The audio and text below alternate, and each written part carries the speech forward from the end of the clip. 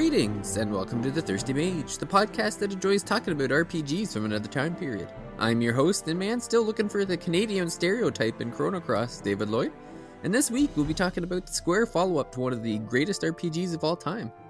No, we're not talking about Final Fantasy IX this week, we're talking about Chrono Cross, the game that received positive critical reception back in the day, but it just wasn't the game that many people wanted.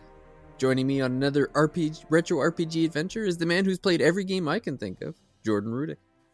Did you know in Japan it's actually not pronounced Chrono Cross, it's pronounced Chrono X?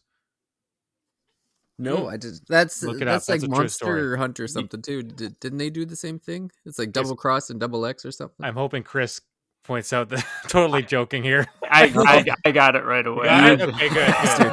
One out of three. You had David hook, line, and sinker. Yeah, I know. That's good. Well, my hope was David was going to go to a convention or something and say, hey, you got any Japanese copies of Chrono X or something like that? And they That's hand why him I like didn't say anything. I didn't want to ruin the bit if it just kept going. Like, well, all right.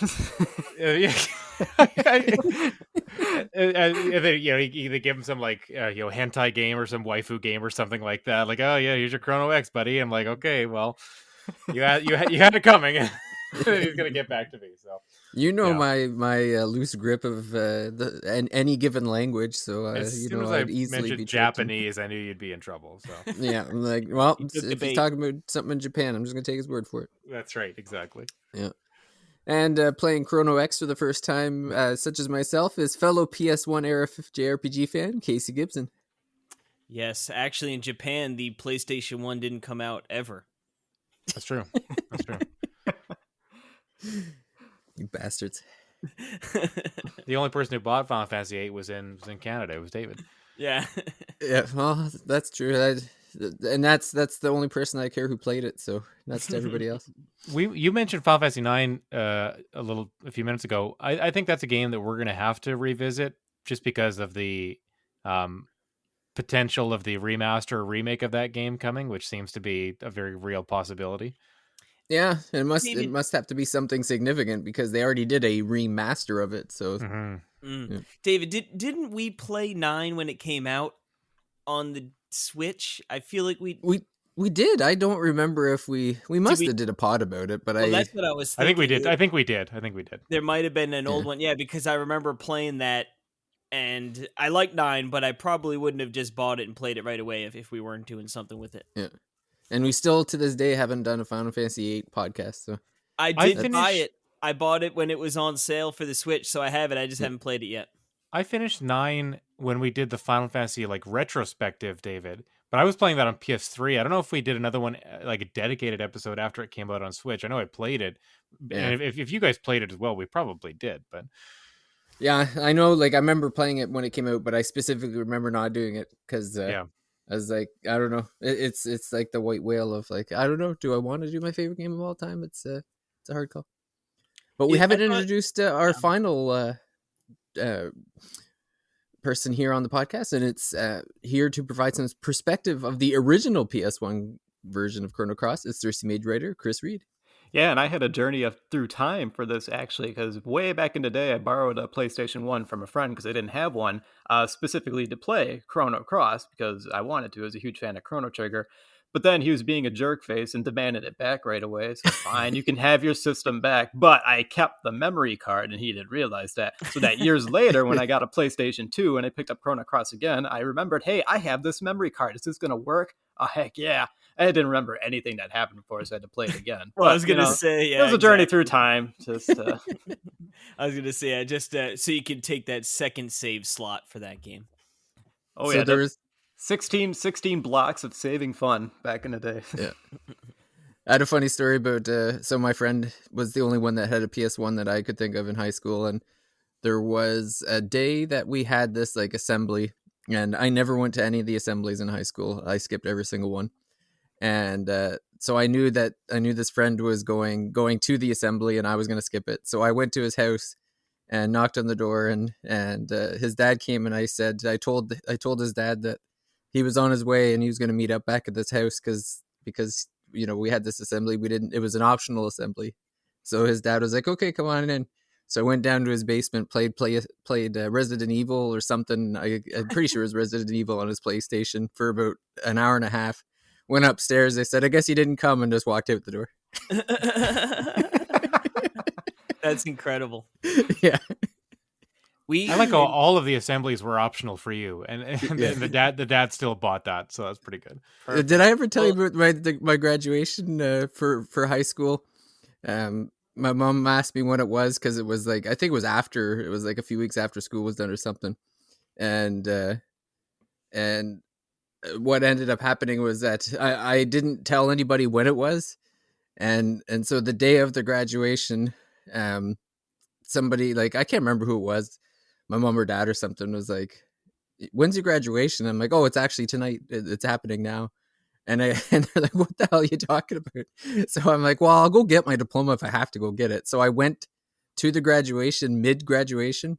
So everyone's in line, like dressed into the nines or whatever, getting ready to go out to accept the diploma and stuff. And I walked in, street clothes, like just bypassed the whole line and asked if I could have my diploma. And then one of the guidance counselors said, like, chirped, is like, we're not giving you a diploma. You have to go out and like accept it like a normal, like everyone else. And so everyone's in line watching me like argue with the professor that I just wanted to be handed it right now outside, and so I could go home. And they never gave me my diploma, so I just double middle fingered and walked out the door. Jeez, I didn't realize you were such a rebel back in the day. Did you have like a leather jacket or something on during this? To this day, I still don't have my high school diploma. It's somewhere. It's somewhere in an office in a drawer somewhere. That's well, amazing. You've made it anyway, David, and that's all that matters. It's on a computer somewhere. That's all that matters. And thus, the Thirsty Mage was born. It all started from that fateful day when you decided to, middle finger your teachers from high school and not accept your diploma after all. Yeah, Amazing. And then I went to the bar, and that's the origins of That's it. the rest was history. Yep. Perfect. I don't even know where you go from here. Yeah, how about Chrono Cross, right? Well, Casey was telling us. Oh, well, I was just going to say, you had to sneak out to go play games. My high school, we had a game. Well, it wasn't like the high school's GameCube, but someone would always bring a GameCube every day and set it up in the lunchroom. Or, well, I guess it was technically the senior lounge. And people would just smash all day long. That's awesome. Classes. Yeah, I love that. I don't know how anybody learns anymore with the Switch. Like, if the Switch existed when I was in high school, that's all I would do. Dude, just think sit in the back. if cell phones were around like they were now, it would be so different. Yeah. I mean, because like I feel like I could text in high school, but they were like crappy flip phones, The Razr, that was popular when I was in high school. Yeah, I had a Razr for sure. But if you had like a smartphone now, like how easy it would be to just like talk to people and or cheat real easy. Yeah. The crowning achievement of my phone in high school was that I downloaded for like $3 or $4 a ringtone of Billie Jean, Michael Jackson's Billie Jean, and it could play Snake. Those are the only two things I remember with the phone. I could answer calls. I couldn't hear anybody on that phone. I couldn't talk to anybody. All I had was Billie Jean and Snake, and I guess that was good enough until probably the next phone was the Razr after that. But the Razr was a decent phone, but whatever my first one was, I have no idea. But yeah, Billie Jean and Snake, that was good. My memory of playing this game in high school, no middle fingers, no walking out on teachers or diplomas involved. A friend of mine I'm playing basketball with him again now after so many years, and I think we kind of met joining the basketball team in grade 8.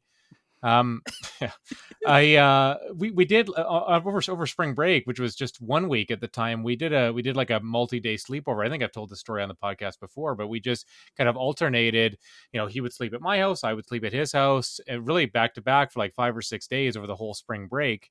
We would eat together. I would go out for dinner with his parents. He would go out for dinner with my family. We did that for the whole week, and we were playing Chrono Cross like 7 to 8 hours a day. It was awesome. Little incredible. breaks here and there, but it was perfect. Like that was like, the childhood, dream of just not caring about anything else. No other responsibilities. And you're literally just gaming all the time. And did you switch off like hour for hour, or did how did the actual gameplay break one full down? playthrough? Yeah, I don't know. That's right. Yeah, I don't know the whole. I play at my house, you play at your house. That's right. I mean, that would make a lot of sense. I don't know how we broke it down. Like, I don't think it was like 1 hour for 1 hour. It's probably just like you play until you're tired, and then you play till you're tired, kind of thing. I bet I played more of it just because I was a little more into games than he was, and still am, obviously. But yeah, that was the memory. I don't really remember a lot about the game. I just remember the experience of how we played and why we had that whole thing. I don't even know why he was that invested in the game in the first place. Again, not being an avid gamer, or certainly not an avid RPG fan, but do you have an older brother or sister? Younger for both. Well, there you go. Yeah, You've never been the little brother. It's true. That like me growing up, that was totally like I would really enjoy just watching my brother play video games. Yeah. You know, I watched my dad play. Like we had that. Like we would set up the Nintendo or the Super Nintendo in our bedroom. And I my brother would go to sleep a little bit earlier, and I would kind of stay up at night and watch my dad play. He played a lot of strategy games, not a lot of action games, but it was fun just to watch and see what was going on. it felt like you were part of the event, and oh yeah, similar exactly. situation, yeah. like you're saying right now. You think back to you and your friend playing, even if maybe he didn't play as much or whatever. And Chrono Cross is a great game just to enjoy, the story, the characters, the world, and the music especially. Like there's so much to enjoy, even if you're not playing the game. It's pretty fun just to watch a game like that too. So, were you backseat battling? No, use Magna Blast, you dummy. I mean, probably, but we still end up being friends after that week. So I don't think the criticism was ever too heavy. So that sure beats my solo player playing adventures back in the day. I remember going to my friend Matt's house. This was when we were big into Diablo 2, and he would just freaking sit on that computer and play Diablo 2, and I would just sit there. I hated going to his house eventually. Yeah. And I remember I'd like talk to him about it, and he was like so zoned into the game, he'd just ignore me. I'm like, what the hell am I even doing here, Yeah. But yes, no, I didn't play Chrono Cross originally. I wasn't a PS1 kid growing up. I did have a little bit of experience with PS1 from my neighbor, but back then I was the quintessential Nintendo fanboy, like I can't have a play. I mean, not that I realistically could have gotten one at that age, but I was like, nope, N64. Like, but now looking back, I was like that too, Casey, I sure wish I had a PlayStation 1. Actually, my neighbors traded in their N64 and got a PS1, and I remember thinking, I was like, what a couple of absolute morons. Mm-hmm. I'm like, who would ever do that? It worked out, obviously, because PS1's got a ton of great games and stuff. But for sure. But yeah. So your playthrough of this, so your playthrough of this, Chris, is on the PS2. Then I guess your first full playthrough. Yeah, I think when I originally played on the PS1, I maybe got maybe a third of the way through, and then did a full playthrough on the PlayStation 2. Cool. Boom. Were there any improvements, Chris, or did you notice any difference playing it on PS2? I don't know if PS1 games ever got if the performance was better or load times, or did you know? Obviously at a younger age, but did you notice any differences between the two versions? I think the load times were just a little bit better, and obviously the image was. It's funny saying it now. It was a little bit crisper because it was a PlayStation 2 game. But, and we look at it now, it's like that's not crisp at all. But no. Otherwise, no, it was the exact same. Sure. Yeah, well, we're going to be talking about Chrono Cross tonight, as we've been talking about already. But I just want to let everyone know that for anyone spoiler sensitive, so our plan tonight is we will be talking about the story. We will be talking about characters, but we're going to keep it to, I guess it's about the 12 to 14 hour-ish mark, I think. I don't remember looking at my last save, but basically the point that we're kind of, cutting off any spoilers at is the point where I'm trying to describe the point without it being a spoiler, because it's kind just of say the end of Fort Dragonia. Like if anyone's played it, they know kind of where we're at. But once you get through Fort Dragonia and something happens, that's where we're at, right? I'm a pretty bit significant thing. Yeah, I was gonna say I'm a little bit before that point, but obviously, you guys could talk about it. Yeah, I don't think you're too far behind, like based on the last time we talked. So I did the ghost ship, and then I think after that I'm headed to that next island after that, and I think I think that's the area before Fort Dragonia, I think. So I there's know like I'm definitely a little behind, but not. It shouldn't be too bad. the water dragon island, and then Yep, then I think like that's where I'm going. the Then the pyre. volcano, They Mount could go like to Pyre. Mount Pyre, and then I think Mount Pyre kind of Mount Pyre's right goes right beside into it. Fort Yeah, Dragonia, right? It leads to it. So yeah, Yeah, so yeah. I So probably got you're a only couple probably an hours. hour behind. mhm. Yeah, because the water dragon is pretty short. Yeah.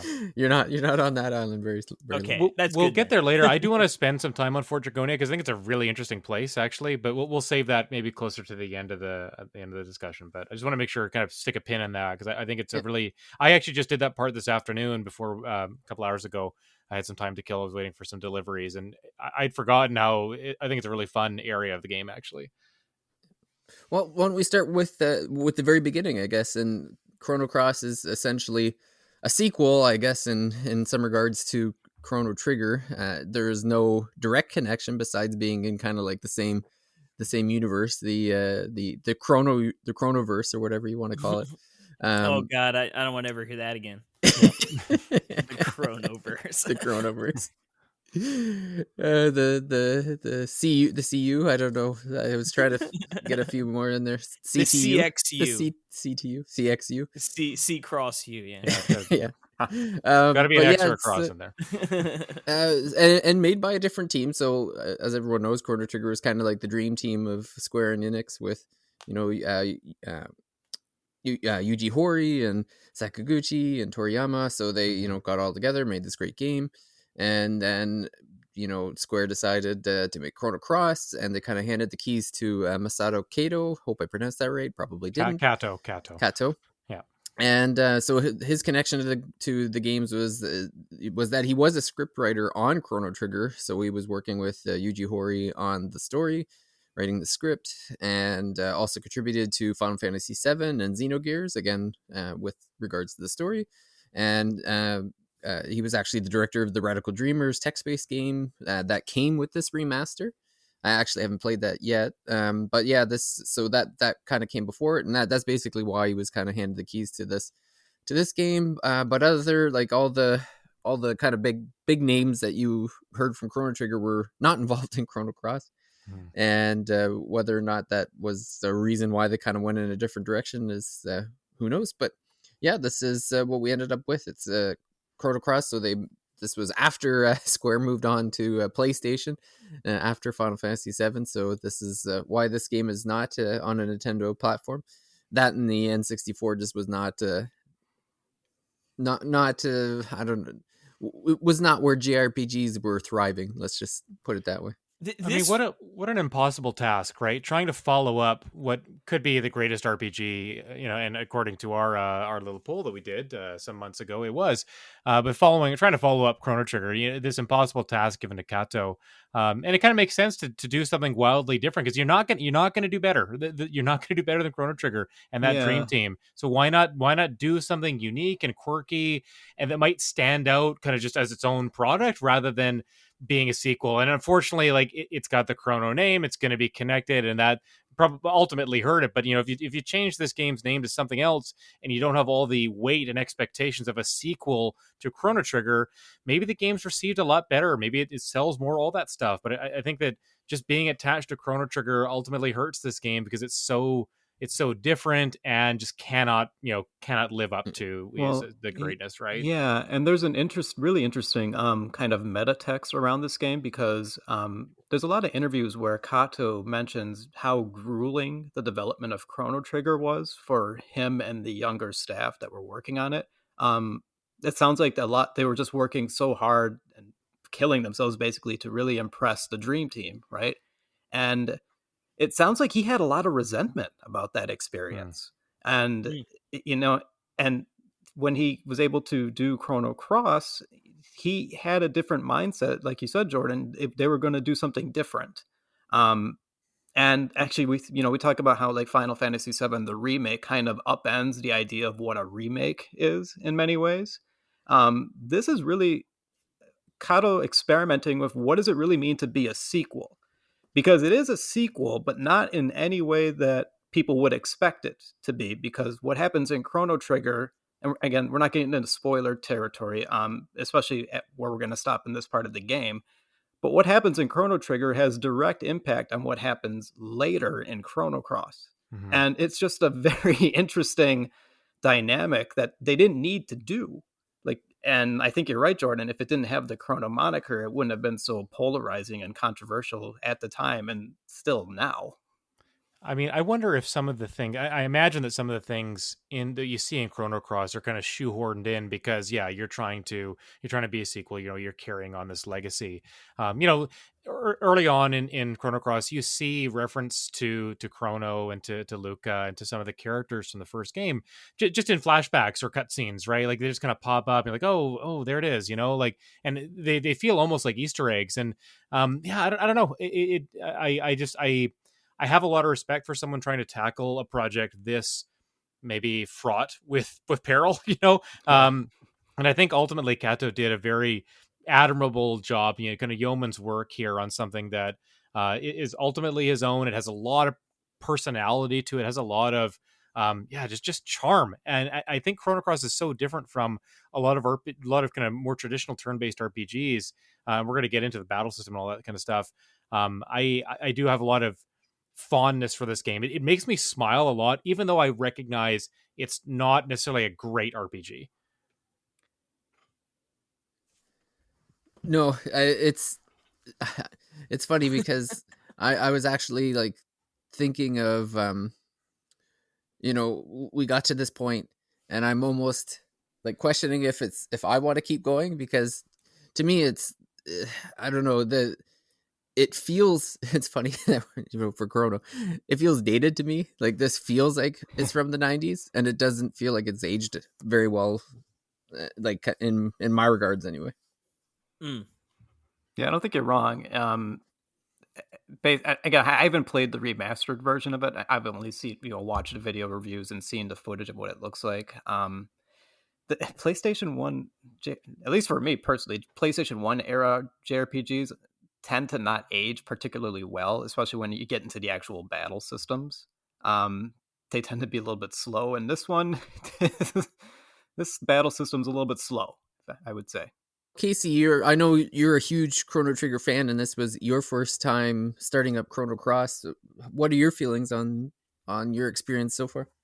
Yeah, so far, that first weekend it came out, I sort of dove in pretty good, and I played like a real big chunk right away, and it was feeling really good. And I don't know if it's necessarily the game itself or just being busy. I haven't gotten a lot of time to play this week, but it also hasn't had that like strong like, ooh, I need to get back to it and play. But I'm not giving up on it because, like I said, I feel like it's just like more external factors that are sort of, my game time session. But yeah, I mean, it definitely is strange, right? Because when you start getting into the combat, it is definitely it's sort of weird at first, but then I sort of like it. And then it definitely adds a lot of different sort of strategic elements to it, right? Because with each hit, you could do a single attack or a stamina, excuse me. A 1 stam, 2 stam, or 3 stam attack, and you have 7 per turn for your character. So you can sort of mix and match, but each one has different hit percentages, and then you can also play the factor of like, do I want to go into like negative stamina, right? Where you can use up 6 and then like jump into using an element, which will sort of put you behind the 8 ball, and it'll take a little bit longer to get back to square one. So it keeps you sort of engaged, even all like little ones or little battles, I should say, even though sometimes, you sort of default to like, oh, I'm just going to do these sort of attacks. But that's also sort of every RPG ever, just about. Yeah. But yeah, I don't know. The story, like I said, I guess we haven't gotten too much into it, but with the parallel universe or, worlds and sort of being able to travel back and forth is cool. You get that. It's the necklet or an amulet, right? You get from like the witch, and then you can go down to the beach, and then you can, go back and forth. And they do, I think, a good job sort of early on too with Kid, right? They give you that option. Do you want to save her or not? And I was talking to Jordan about this, where instinctually I'm like, well, yes, like, of course she was in my party here, right? Like, of course I'm going to help her. But by doing that, I've now sort of locked myself out of getting maybe a different set of characters. So it's sort of interesting. It makes you have to rethink not just always being like the yes man, like I'll go do whatever you need. But that being said, I did help out Kid, and it was cool to have to go, jump back to the other world where I can get this toxin, or antibody, from a creature that's extinct in this world. So, I like that sort of, bouncing back and forth to complete tasks or puzzles or whatever. And the cast of characters so far is just absolutely ridiculous. And from what I understand, it continues to do that. So I feel like there's a lot here that I enjoy. And like I said, I feel like it's more external factors why I haven't like had that super urge to keep going through. But yeah, I mean, it definitely, like you said, it's dated, right? Like it feels, even with the remaster, like it looks like an old game, feels like that. It is nice to have sort of the fast forward button, for just traversing areas or, just making those battles go a little quicker. I do like the half speed option. I don't know why anyone would ever need to use that ever. Yeah. I've hit it a few times by accident and like sort of zoned out and be like, yo, what is going on right now? And then I'll be like, oh, it's like we're on super slow mode. I don't know why you'd need that. Why is that there? Yeah, I don't know. To trick you to think in that frame rate, it's not the frame rate's fault. It's because you hit the button to slow it down. Yeah, no, you're in 12 FPS mode. Yeah. Okay, so you're just trying to savor your experience, right? You don't want to end too quickly, trying to pad out the runtime. That's all. Yeah. Oh, it is definitely a weird addition. But yeah, like I said, there's a lot there. I don't think this is something like, it's definitely not a game you could just say anyone can jump in and play, right? Like you definitely have to want to experience a game of that era. And especially with it being sort of a divisive game where it's like, hey, you might love it or you might hate it. And I think that's what is so interesting about it, is that it just seems to be very, you love it or you hate it. And those games are sometimes, I mean, if not the best games, they're the best games to talk about.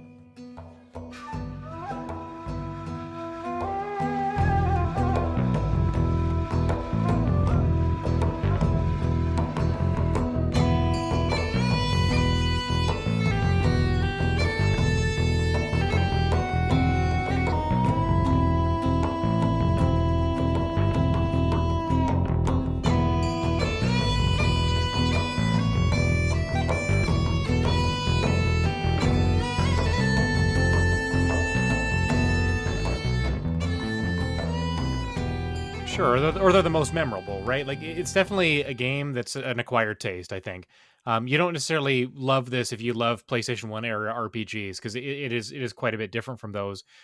Casey, you brought up our conversation about saying yes or no to characters, and that kind of changing the outcome, right? Depending on or it will determine like which characters you get to acquire in your party, or which direction the little side story might take. Like really early on, you're trying to get into Viper Manor, and there's basically 3 ways to get into the manor, and so the 3 ways involve having a different character join your party, right? You can have a Guile who's kind of like a loner, a magician type. You meet him in the bar, and you can eventually convince him to help you get into the manor. Or at least if you have a way into the manor, then he will come with you. You can, I think, David, you got Nikki on your party to get into Viper Manor, and how does she get you into the manor, or what does that involve? Well, we went like through. We went like through a swamp. There's like this back area to kind of go down like a under. well or something, right? Yeah, it was like down a well and then up the well, and then we kind of I think it was literally like the water resource or whatever, like where they got the water from. We just like climbed up the well and kind of snuck up right up the middle of the fort, so we ended up behind the walls, and then you kind of you have to go. It's funny. There's a mini game to get into the building, because what happens is so you pop out of the well, and then they've got like spotlights and guards walking around, and you have to like kind of dodge them to get to where it's like the stables where the dragons are being held. And then there's a guy in there who's like, oh, well, if you feed the dragons, if you feed them enough, I'll give you a key to the building. So you actually choose how long you want to be able to feed them. And the longer that you choose, the better reward you get, because you get this reward and a key. And there's your excuse to use the slow down speed Yes. option, right? Yeah, So that's the first reason why you might use it if you're struggling with that game. You definitely don't want to go the 2 times or 3 times speed. It's gonna be way too fast, but you can slow it down if you were struggling with it for sure. That's funny because I played that game as well, and I did not think to use the pause or the no, slow I didn't either. Yeah, I think you can do it. It's not super hard, but if someone weren't as fast with their trigger fingers or the moving around, Can you do could the that. max one? I tried to do 100, and there's just seemed like it was impossible. It would take some work. It's funny, when I first started it, I didn't understand what he was talking about. Like, what do you mean? How many? Like, he was like, don't let them. You have to feed them when they want it, and then not. And if you miss 3 times, then the game's over or something. They get and angry. I'm like, I wasn't quite understanding. Like, what do you mean miss what? Like, they're all all yapping for food. What do you want? You have to learn by doing, right? Like it's one of those. You have to fail a couple times and then realize, oh, they're going. Like, you could see the colors changing, and then you're realizing, okay, they're going from green to red. So I was starting to think, okay. And then the other thing that threw me off is like, oh, you have to go back to the hay bales and fill back up and then go back. Get the food back. Yeah, it's kind of weird mini game, but so it's funny that's the path that you take to get into the manor. I got on a boat. This guy pedaled me around on a boat, and we kind of showed up, I guess, on the cliffs behind the manor. We had to climb up the cliffs, and as we were climbing up, these rocks were falling down upon us. And there was a couple of bosses at the top. But with your path, David, getting Nikki, you didn't fight the same bosses that I did. So really, it is quite a departure, I think. Choosing just this one early point in the game, getting a different character in your party, first of all, but also encountering new bosses, encountering a different mini game or a different way to go through.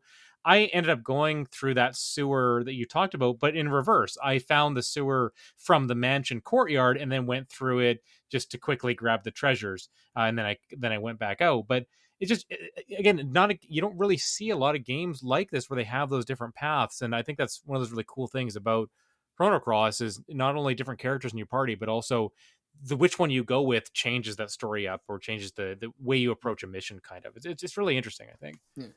Well, I know what we were talking, while we were playing and that sort of thing, and discussing our experiences, and I had mentioned, like, I was kind of falling off the wagon of like, man, this is kind of boring. Like, the story's not really going anywhere. I feel like I'm just going from place to place.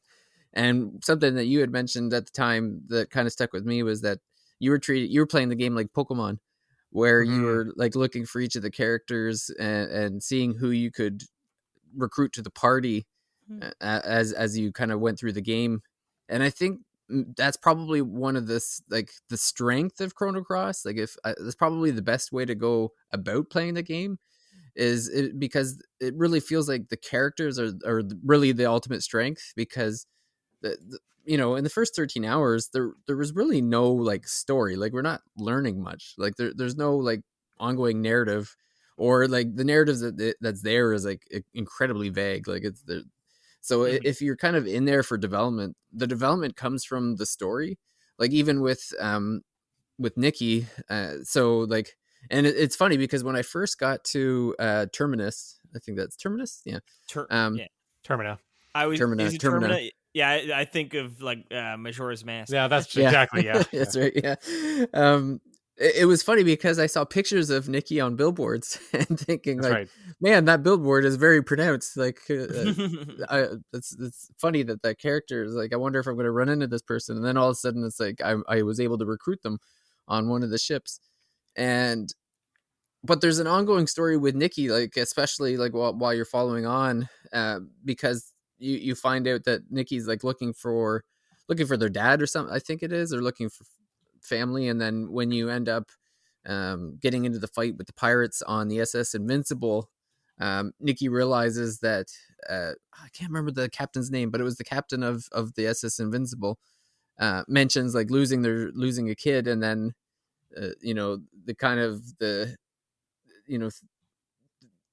the Nikki kind of, the bells go off, and it's like, oh well, this guy is my dad, but then never actually like hesitates when there's an opportunity to say like, well, I'm your kid. Yeah, Fargo's his name.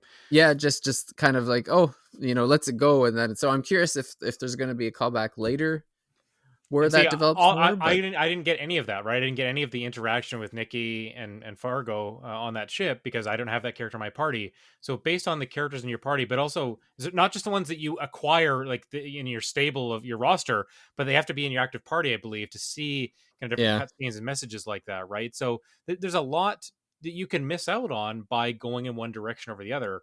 Again, you just don't see a ton of games like that, right? It's a lot of writing that players might not see.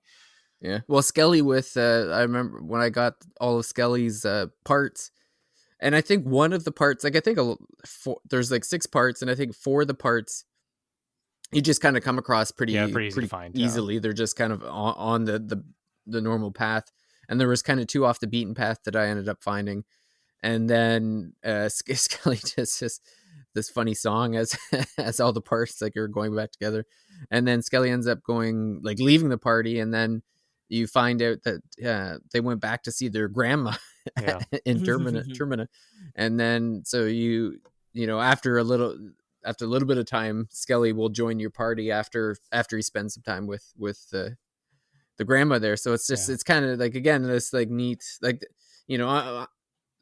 I play a lot of JRPGs or RPGs for the story and that sort of thing. So that was where I was.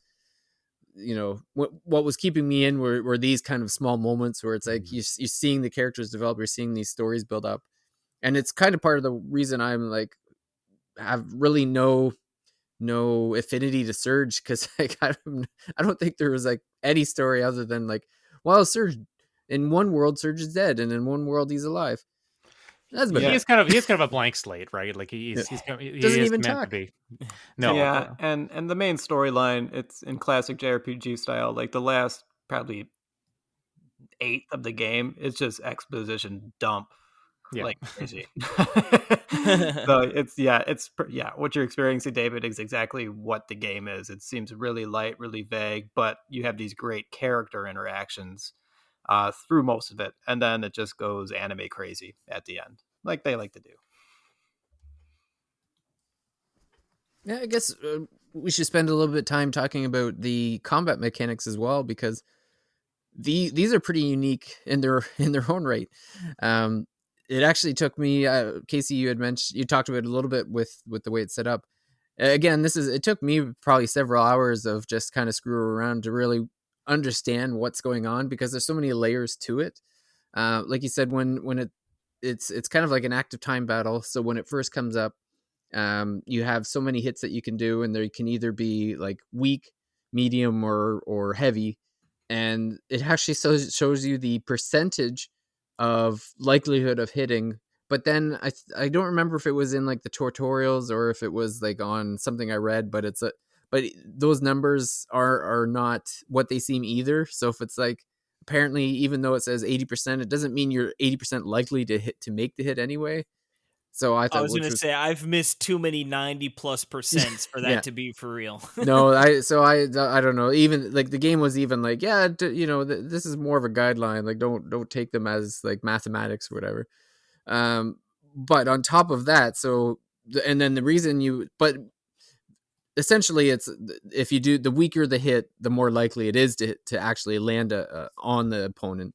And each time you land on an opponent, it builds up a second meter that allows you to use these elements, which I guess if you're a Final Fantasy buff, you could kind of equate it to materia to a certain degree, because it's basically like you equip the elements and they do like these magical attacks. And it's this kind of weird tiered system where it's like, if you land 1 hit, then you can do 1 magic from tier 1. And if you land 2 hits in a row, then that opens up tier 2. And then there's I think I'm up to like 7 tiers now. Yeah, but during all that, you have to watch how many hits you're getting, because that uses your stamina, another meter, to keep track. If there wasn't enough meters. Mm-hmm. It's pretty complicated, but I think it's also, there's another meter too, which is the elemental field, right? Which is the kind of elemental field of the battlefield, and if it turns a certain color, those elements are stronger.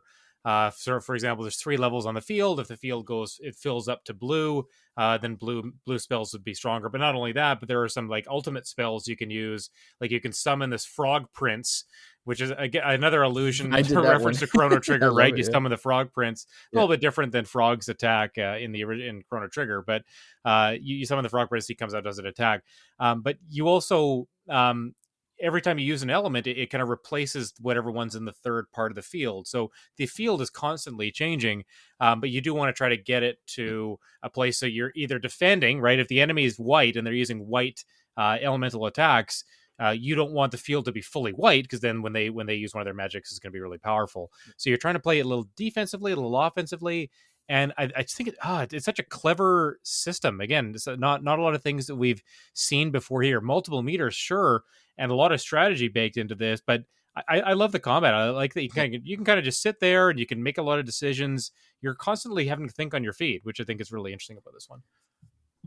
Well, and the enemies, the thing that was really throwing me off was that when the enemies do those elemental attacks, they change the field element as well. Yeah. So like you said, to summon that Frog Prince, what you have to do is you have to, like, all 3 of the field has to be blue, so that basically the entire field is blue, and then you can summon the frog.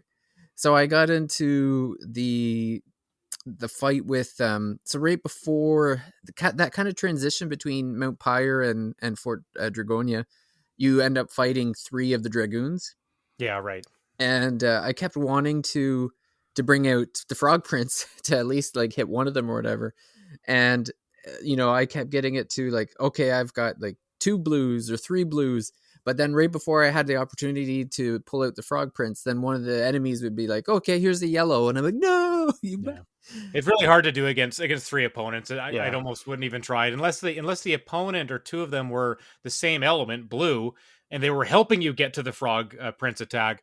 But then you wouldn't want to use Frog Prince because he's blue element and he's not going to do a ton of damage to a blue enemy, right? So everyone has their own native element, not just the spells, but every character has a different element. So bringing in different characters into a fight, if you know their element is strong against the opponent, that could be a good strategy. But at the same time, the opponent's going to use what's strong against your team, right? So like it's a risk reward thing, I guess, right? Like, do you want to be all different but make sure you've got the right elements stacked up for that opponent, or do you want to just go like, okay, all my guys are going to be strong against this person? They're black, I've got multiple white elements, I'm going to be all my attacks and my white element spells, I could use those. But boom or bust. Yeah, exactly. One really interesting thing, I don't think I've ever seen this in a game before, you guys correct me. You can run from boss fights. Yep. You can run every from single a boss one. fight. Every single one. You can go out. You can rearrange your team. Go back to a save point. Change up your elements. Change up your equipment and stuff. I think I love it. That's great. I really wish I was a part of other games. Didn't realize that was possible. Yeah, that is probably one of the best things about this game, because for the most part, the battle system, it's complex, but it is fair, especially with how experience or the lack thereof is factored into the game. But just being able to nope out of any battle, and because like, nope, I am not set up for this, I'm out of here, see ya, and just run away. And it's a level of accessibility that you would think would be more replicated now. That isn't. Now we still have where you hit the button to run away, and it's like, am I gonna run away? I don't know. Now I'm dead.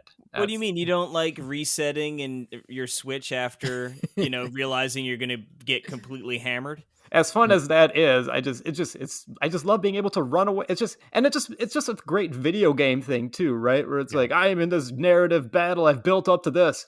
No, I'm running away. See ya. I'm gonna need a couple more minutes. Yeah.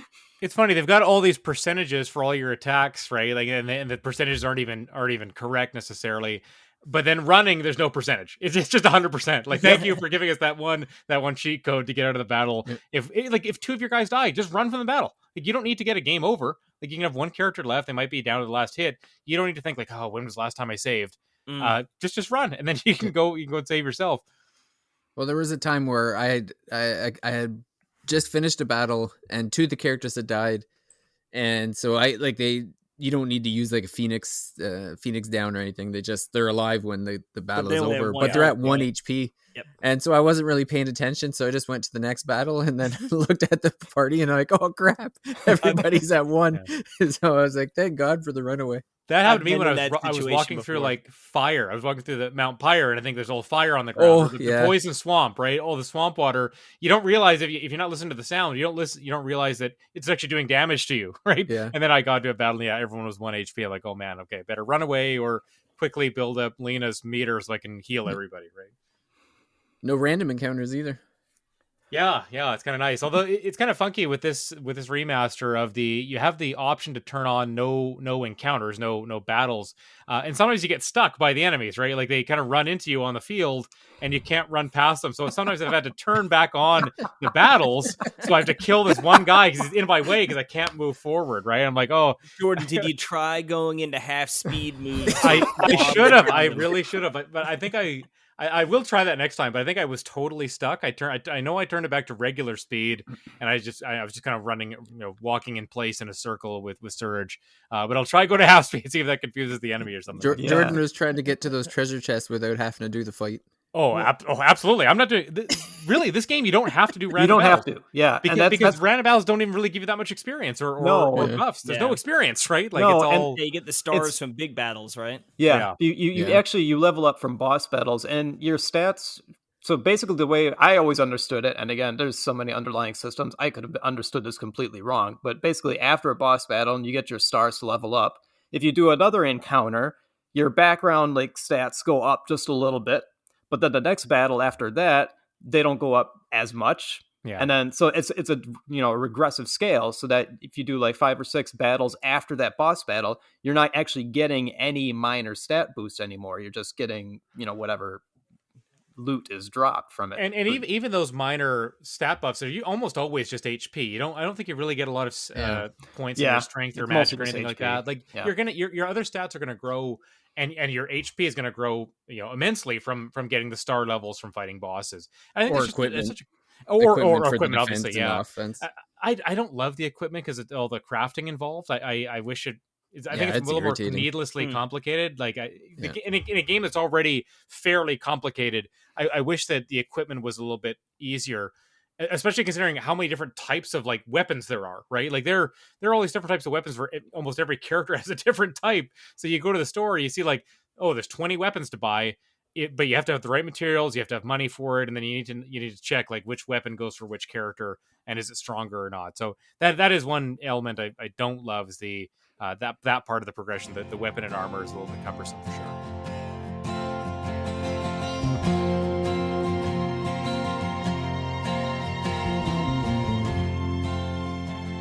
Hey, no guy wants date night to be their Final Fantasy, so it's important to make sure you've got the right tools to keep your straight sword looking its cleanest and meanest. The Thirsty Mage is partnering with Manscaped.com, the best in men's below-the-waist grooming, to provide Mage listeners with a 20% discount and free shipping on their products, which will ensure your Ragnarok is ready to rock and roll. Just use the promo code THEMAGE, one word, and you can get 20% off Manscaped.com's precision-engineered tools to keep those blitz balls slick and ready for game time.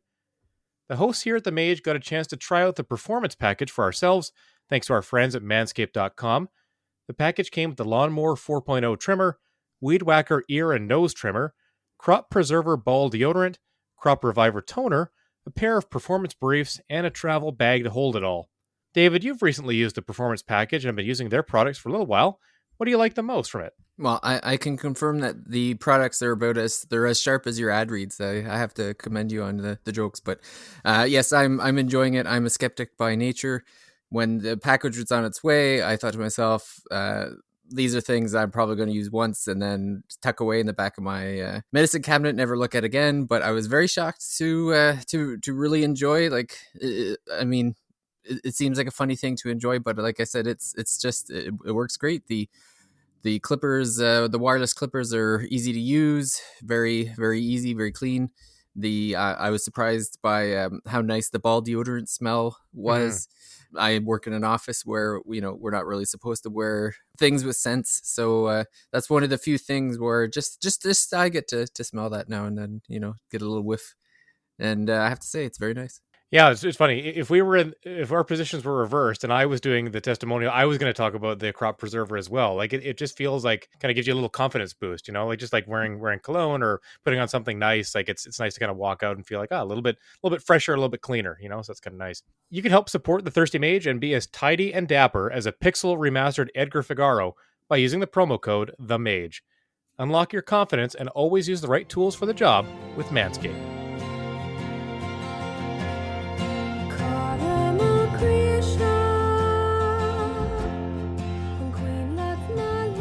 Maybe we could talk about the parties that we have so far, because I think for the most part we're overlapped pretty closely. Like I think Casey and I for sure. I know Jordan's been getting a ton of characters. I have. I'm curious, I've been Casey, sticking with the same party, but yeah. Oh, have you? I've been curious about that. Yeah, I'm collecting them, but I'm using the strong ones just because I don't power through the game. But yeah, how about you, Casey? Who are you? Who's in your party? Currently, we've got Surge. Is it Lucia or Luccia? She's the like the scientist from Viper Manor. Oh yeah, I know who you're talking about. Lucia. I don't know how you say it. I think it's Lucia. Lucia. Yeah, that's what I would go to. I didn't even know you could. Get her in the party. Yeah, you could double back and talk to her. Oh yeah, double back in this game a lot. Yeah, constantly. That's how you fill. That's how you fill up your Pokedex. You keep going back to the same places. Yep, and then who's like the like he looks like a Mexican fighter with the luchador, right? Yeah, I don't remember his name, but I got him too. I just remember, the Mexican wrestler. Greco. Greco. Yeah, that's right. Yeah, because it's like Greco wrestling or whatever. Yeah. He does the clothesline as his finisher. Yeah, so right now I'm rocking with those three. But yeah, I've got Nikki, right? Kid as well. I'm trying to think. I think there was another person or something, but I've been trying to sort of, when I get a new person, sort of mix them in and see what's up. But yeah, it is definitely fun to just sort of Mel, that was it. I got Mel, which I don't think that's like Kid's love interest, I think, or is that his sister? I've never even met that person. Like this is great. Like this is what I love about this game. Like you're talking about characters. I have Lucia, whatever it is. I have Greco. I've never met Mel. I guess none of us went for Pierre when we were first in Termina trying to get into the mansion. Did you guys talk to Pierre at least? I don't think so. He's in the little room beside the blacksmith. Nope, I didn't see it. I'm looking at a picture of him. I would remember that guy. You have to get the hero medal from the kids playing outside, and then you give him the hero medal, and then he's that's another path to get into Viper Manor early in the game. Yeah, gotcha. So you go Pierre, Nikki, or Guile. It looks like you guys went Nikki, and I went Guile. Yep. Yeah. David, who's in your party? So many characters. So good. I've almost for the entirety of my playthrough has pretty much just been Surge, Kid, and Nikki. Yeah. I've recruited a bunch of people. Like I recruited Skelly. I recruited the fairy whose name escapes me. Neofio? No. No, there's what's the fairy's name? There was a fairy, and so when you decide to save Kid, you go to the other worlds where the Hydra is, and so I went to get that, and then Rasley was there, so we're recruited, and it's funny because Rasley just sits at the entrance. And I'm like, and I kept thinking like, hey, you said you were joining this party. Why are you sitting there? He's like, get up, we're getting out of here. And I eventually just gave up. I'm like, forget it then. If you're just going to sit there and do nothing, I'm going to leave. But I guess it's so funny because they're not in your party when they're in your party. They're like in their own spot, but then you summon them them to your right? party. Yeah, you summon them with or something. Teleporter. So that was kind of funny. So yeah, I probably should have flipped over. I picked up Greco, the wrestler. I had an opportunity. I didn't realize I could have recruited Pip from. I think you could do that on the SS Invincible. But Yeah, you just got to think... chase him around in that room, right? You chase him around a few times. And I chased him a bit, and then I just give up. I'm like, I think you got to let them loose. That's the little creature you got to let loose in the laboratory, right? Yeah, that's right. Yeah, you let it loose, and then it shows up in the ship, and then you got to chase around in the ship a little bit. Now I want to find out how to recruit Harley, because I want I'd love Harley in the party. That may be spoiler territory, but I think she can join your party eventually. Okay. So I might be jumping the gun. Maybe Chris remembers from his playthrough. Yeah, no, Harley definitely can join. Actually, if you keep playing, David, probably pretty close. You'll be able to pick up Harley. Yeah. If I remember anyone right. get Glenn? I have Glenn, and I think to get him, you need to say no to Kid. Again, you have to say no to Kid really early on, and just abandon Kid, and then you can get Glenn in Termina fairly quickly after that. I thought he was later in the game, but it's fairly early on you get him. And he's quite strong actually. Yeah, because Jordan went the Heartless route. Yeah, I met Glenn early, and I was trying to talk to him over and over again. Like, come on, buddy. You know, obviously, some connections, right? Tangentially, at least to Frog for sure in Chrono Trigger. But then I realized afterwards with talking with Jordan, it's like, oh dang, I didn't even know I couldn't get him. Yeah, went the wrong way. Yeah, because I don't think you can get him anymore after that. No. Yeah, I think you have to refuse to help. You have to refuse to help Kid with the Hydra humor. Well, Glenn sounds like a jerk. He's great. Like I think he's actually like one of the like a noble character, right? Like I think he disagrees with what some of the Dragoons are doing, and he's trying to kind of find his own way in the world. I think I read that he's one of the stronger characters in the game too. He is, and that's part of my ulterior motive here. Is not just saying no to Kid, but I want to get a really strong party, because I know like one of the first times I played the game, and then maybe on I tried playing it on Vita as well. Just didn't get too far, but I remember just not having a great party, or not loving the people that were in my party. So just trying to play some different characters this time around. So I've got Glenn, Surge, and then Lena, who I recruited early on as well. Again, another character you can acquire by saying no to Kid early on. Lena's quite strong as a magic user, so I've got Surge. You can do both. Glenn's a little bit more physical. And then Lena's my magic user. But I mean, there's a lot of fights where you don't even necessarily want a magic user, right? Like it's kind of funny. Like I think you have to have one or two characters in reserve that you can bring up depending on the boss fights you're getting into. Yep. Like you want to be set up to have an all physical team or an all magical team, right? Like you have to have that flexibility, right? Yeah, no, you're absolutely right, Jordan. When you earlier mentioned that the Pokemon style connection, that's absolutely right, because especially later, you're going to need to have just the right balance of colors and skills for certain battles to do, and that just you should always have what you need in the game. It doesn't like the nice thing about most of the characters is there's not that huge of a difference between them. It's just making sure you have the right colors, honestly, for the most part.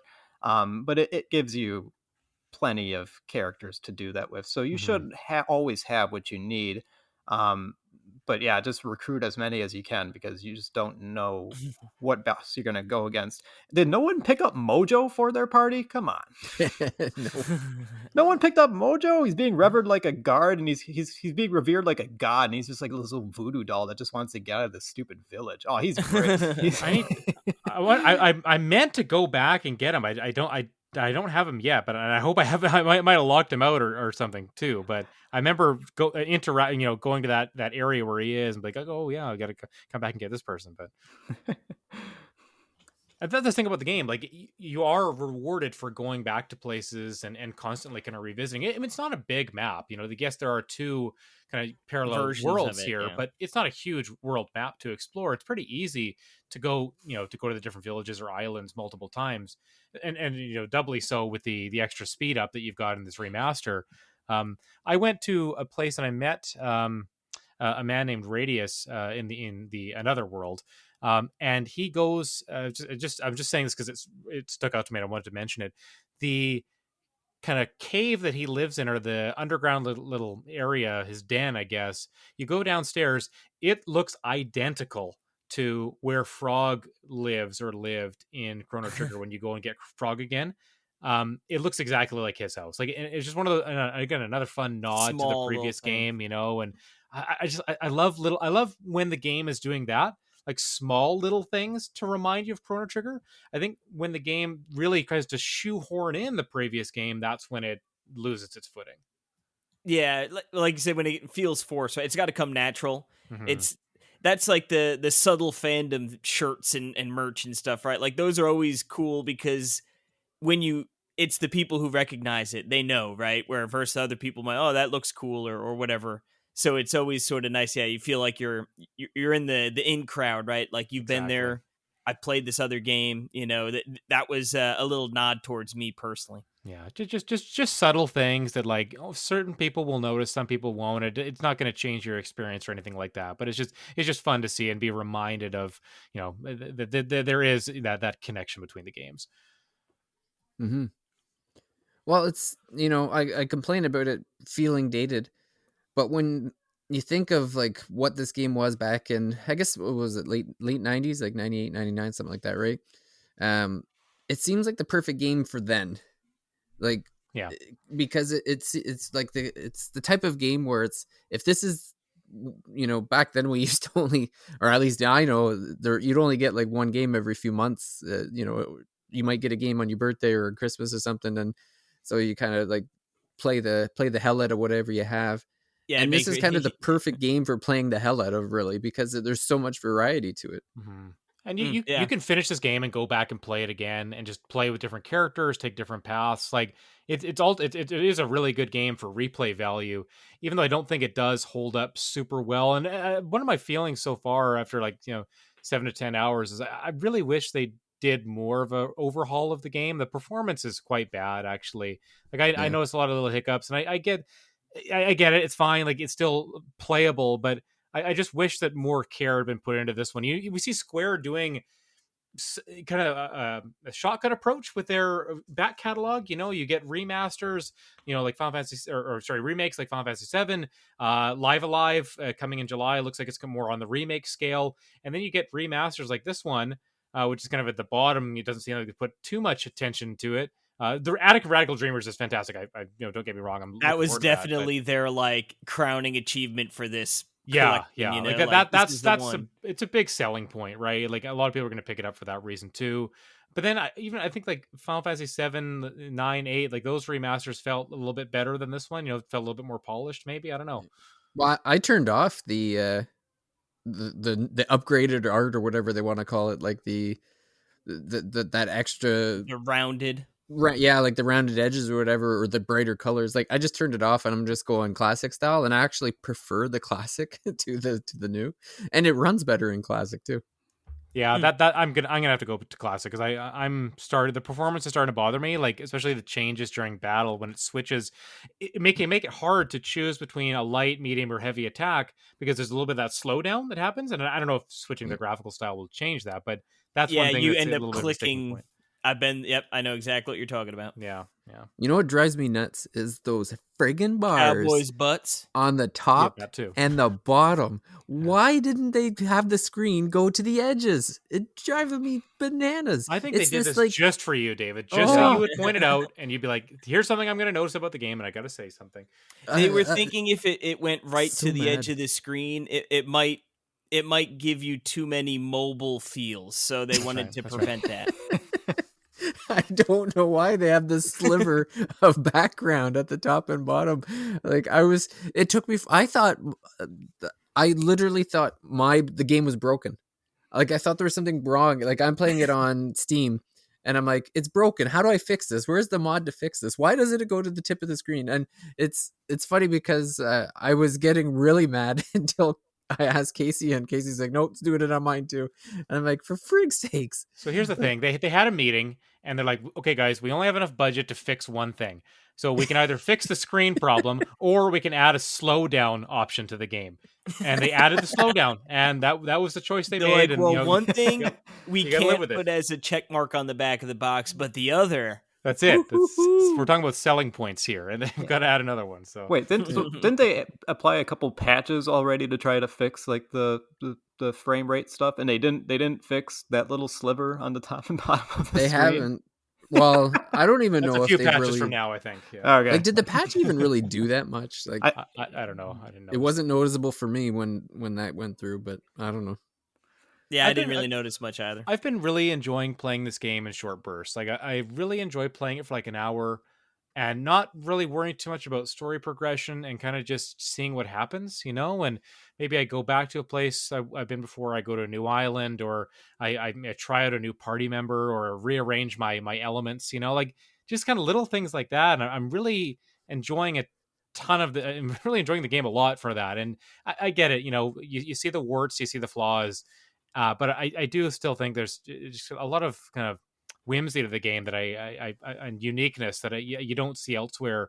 And it is kind of nice after some of the more heavy games like Elden Ring, Triangle Strategy, Pokemon Arceus to go back to the past like we usually do and just kind of just enjoy the nostalgia trip here. And it's I know so much of our podcast can be about that, but well, if nothing else, it's the drawings and the backgrounds are still beautiful to run around in, and the soundtrack is just still awesome. That soundtrack still slaps completely. There are at least there are a few soundtracks that live up to this one. Like it's amazing.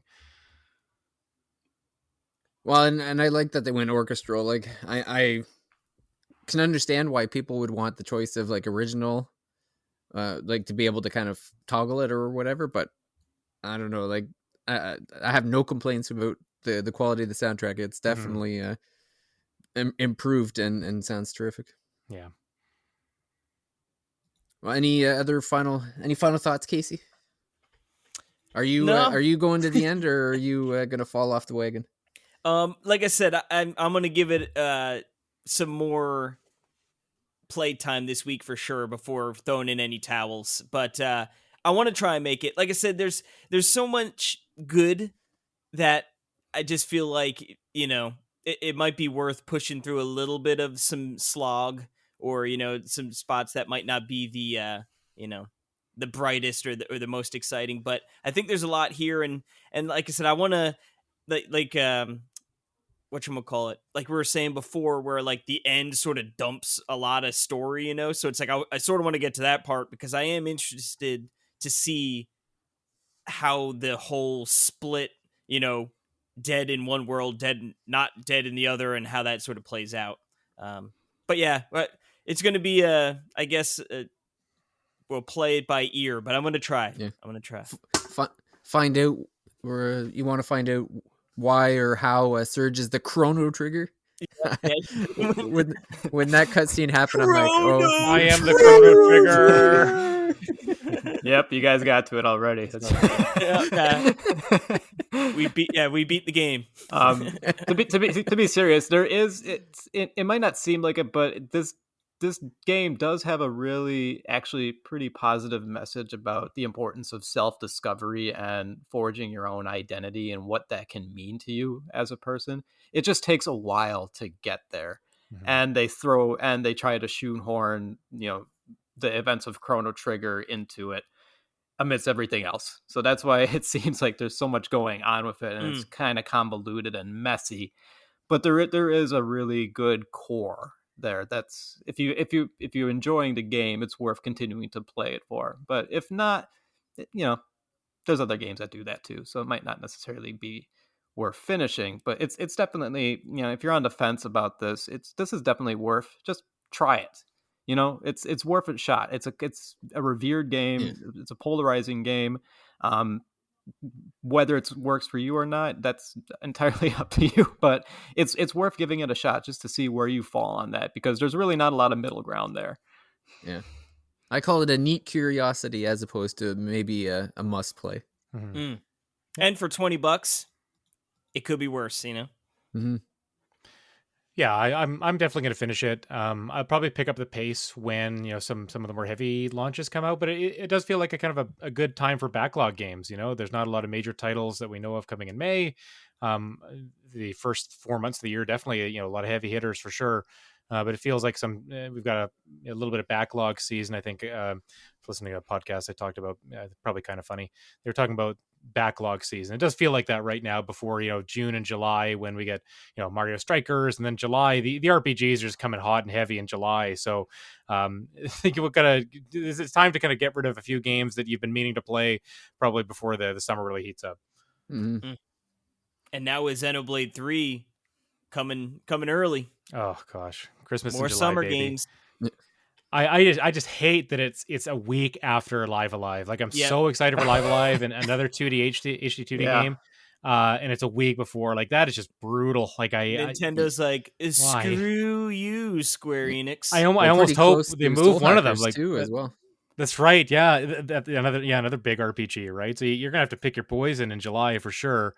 I can't see myself not playing Live Alive or Xenoblade. Like I think I'm after those two. I wanted to play Soul Hackers too, but I might have to leave that for later in the year. Yeah, That sounds I think it's like in August. a That one. 2023 game. That's right. Yeah. I mean, I'm sure, in maybe a month or so, we can share some final thoughts on Chrono Cross for those of us that end up going all the way through. If that's just me and Casey, so be it. But yeah, thanks everybody for joining us for another fun episode of looking back at another game that I know we've surely mentioned this game before, especially when we've talked about game music and things like that and backlogs. But nice to get a more modern version, even if it's not perfect. And I'm very excited to try the Radical Dreamers part as well when I get through the game. Thanks to Chris for joining us for this one. Chris, are you working on a review right now? You got anything going on? I don't have anything going on yet. The last game I reviewed was Terrorbane. Got it for the Nintendo Switch, but it's on, I think, the Switch and Steam. And speaking of, metatextual games, that is Metatext the game. Yes, that's It's right. I've never seen the trailer. It is an absolutely wild time that it's a short game, not much of a game to be perfectly honest, but it's for how well they hit like what they're trying to represent. They nail it completely. Yeah. So that's an interesting little curiosity for anybody interested in video game history. That's a neat one. You can check out Chris's review of Terrorbane on thethirstymage.com. David and I have reviews of a game called Revita. I think, David, you posted yours. The game launches on the 21st, so by the time people hear this, both of our reviews will be live. A roguelike game, pixel art, pretty cool one. Check out our reviews on NWR for mine and Thirsty Mage for David's. Casey, I have a question for you on our way out here. Are you picking up Switch Sports next week? You know what? I don't know. I feel like that's one of those games I'm definitely interested in, but I just don't know if I'd put in enough time, Yeah. But I think it's only $40, right? It's $49.99 okay. Digitally, right? Sorry, I'm thinking of the Canadian price. It might be cheaper for you guys, maybe $39. It's cheaper if you go digital because the physical comes with the leg strap. And a lot of people have the leg strap from. Is it even Switch Fit Sports if you don't have the leg strap? Sorry? Is it even Switch Sports if you don't have the leg I don't strap? think so. I mean, really, you want two leg straps and be able to kick with both feet, I think, if you really want to get into it. But how else would you hit your TV with your shoe if you didn't have a leg strap that you were kicking? Yeah, it's $50 at Best Buy. Yeah, $40 for a digital code. There you go. Yeah. I do have like $15 credit to Best Buy. I don't know. I'd say probably not. Yeah. But it is on the radar. I'm thinking of going digital for that one. I know my son's excited to play that one. The fact that they're adding golf later is pretty cool. Just feels like a game you want to have digitally just to break out, when people come over, if you got family over or something, and maybe try to rekindle some of that Wii Sports momentum or those memories, right? That's kind of my reasoning. I do like the plaza that like all the games are within, like it definitely looks really cool. Yeah. Like I said, I'll probably keep an eye on it. But I'm curious how the online is going to work. If the online's good, I'll probably pick it up too. But yeah, we'll see what happens next week. But I know we just talked, Dave and I, or in our Slack chat, we just talked about an episode for next week. David, can we announce what we're talking about next week on the pod? Yeah, it's Alex has confirmed availability, so next week will be the full-blown episode of Elden Ring. Can we call it a spoiler cast? Is it a spoiler cast? It is officially a spoiler cast. Heavy? Yeah. Yep. So if anyone has been, maybe finished Elden Ring recently, or they're ready to start talking about some of the late game details, or some of the story, more of the story beats, as kind of vague and obscure as they may be, we'll be talking about that next week with Alex from Backlog Battle. So that'll be fun. I'm going to dive into Elden Ring again this weekend to maybe explore a little bit more, see if there's anything I did not cover in my first try. I'll probably try to fight Melania a couple more times, but I don't think I'll be able to take her down. We'll see. Is that isn't that the person that you can just there's someone to tag in right at the front door?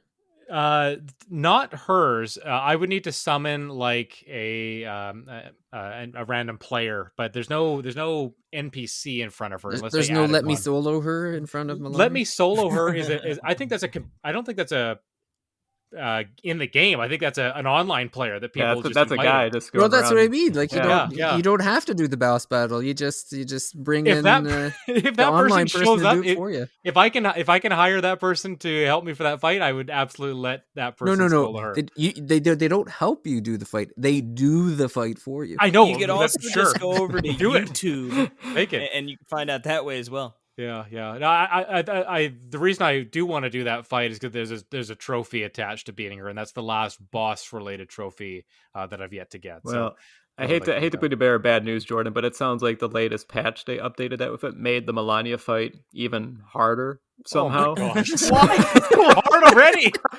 The hardest Soulsborne boss already. Oh my gosh. Well, get good. Hopefully my PlayStation hasn't updated, or hopefully I haven't updated the game. Disconnect from the internet, quick, airplane mode. Yeah, that's right. Yeah. Then I unplug my PS5 and it gets mad at me for unplugging it without going through the proper channels, right? So looking forward to that. But yeah, next week another Elden Ring revisit. We'll do a deep dive at that game, so look forward to that. But I think that'll do it for our episode on Chrono Cross. Kind of our introductory feelings on it. About 10 hours into the game. Some of us looking forward to playing more of it for sure. But yeah, that's it, everybody. I hope you have a great night, and we'll talk to you next week. Bye for now. Adios. Bye. Bye.